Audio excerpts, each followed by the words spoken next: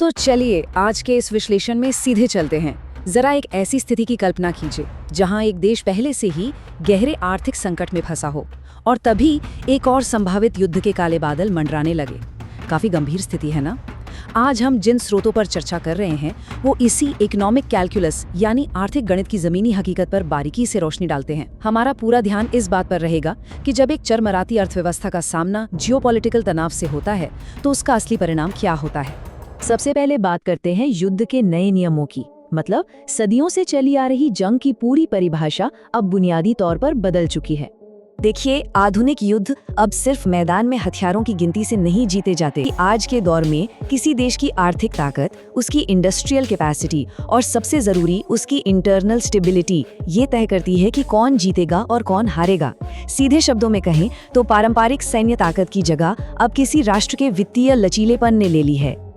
अब इस नई वास्तविकता को ध्यान में रखते हुए आइए जमीनी हकीकत पर आते हैं।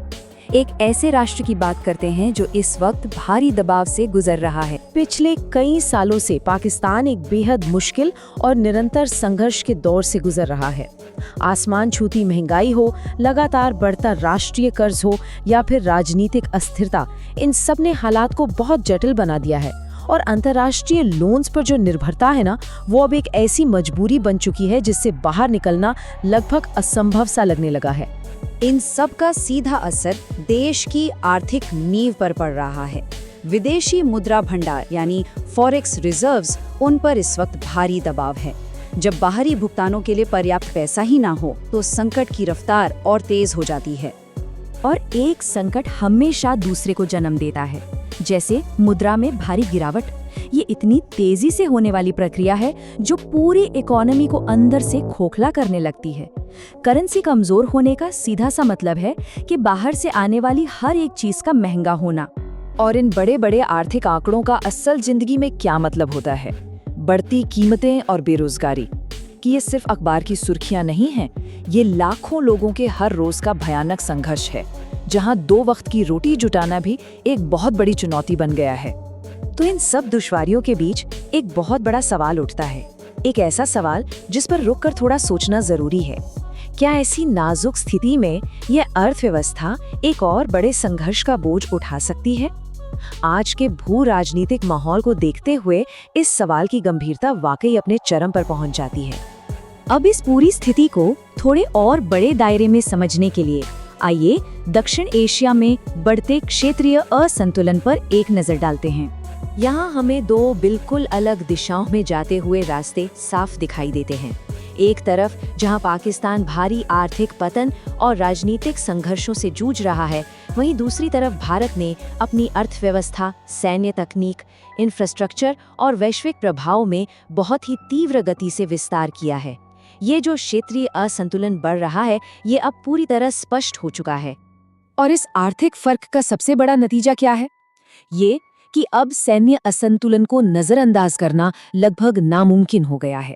कि भारत के आर्थिक विस्तार ने सीधे तौर पर एक बड़ी सैन्य असमानता को जन्म दिया है, जिसने पूरे क्षेत्र का बैलेंस बदल कर रख दिया है। खैर, इन सब बातों के बाद चलिए इस विश्लेषण के सबसे अहम हिस्से की तरफ बढ़ते हैं, आंतरिक पतन का खतरा। ये वो असली चुनौती है जो अंदर से आ रही है। हमारी आम धारणा क्या होती है कि सबसे बड़ा खतरा सरहद के पार से आता है ना? लेकिन स्रोत इस पुरानी धारणा को बिल्कुल पलट देते हैं।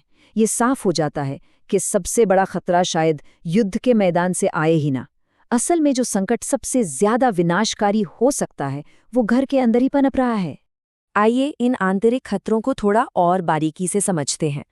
राजनीतिक विभाजन, आर्थिक अनिश्चितता और आम जनता की हताशा, ये तीनों चीजें एक दूसरे से गहराई से जुड़ी हुई हैं। जरा सोचिए, जब देश में राजनीतिक रूप से एकमत ना हो, आर्थिक भविष्य पूरी तरह अंधकार में हो और लोग निराश हों, तो ये एक ऐसा सिस्टम फेलियर बन सकता है जो किसी भी नए युद्ध का दबाव पड़ते ही ताश के पत्तों के महल की तरह ढह जाएगा। इस पूरे विश्लेषण का सबसे मजबूत विचार इस एक कथन में सिमटकर सामने आता है। आधुनिक भू राजनीति में एक कमजोर अर्थव्यवस्था दुश्मन की मिसाइलों से भी ज्यादा खतरनाक हो सकती है। ये बात बिल्कुल सटीक बैठती है। आर्थिक स्थिरता के बिना कोई भी राष्ट्र वास्तव में सुरक्षित नहीं हो सकता। तो इन सभी तथ्यों को समझने के बाद हम एक बेहद नाजुक मोड़ पर खड़े हैं। क्या तनाव उस सीमा को पार कर जाएगा जहां से वापसी संभव नहीं है?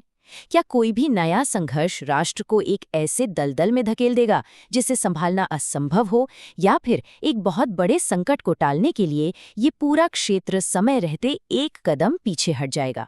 इस विश्लेषण को हम इस एक आखिरी सोचने पर मजबूर कर देने वाले सवाल के साथ खत्म करते हैं।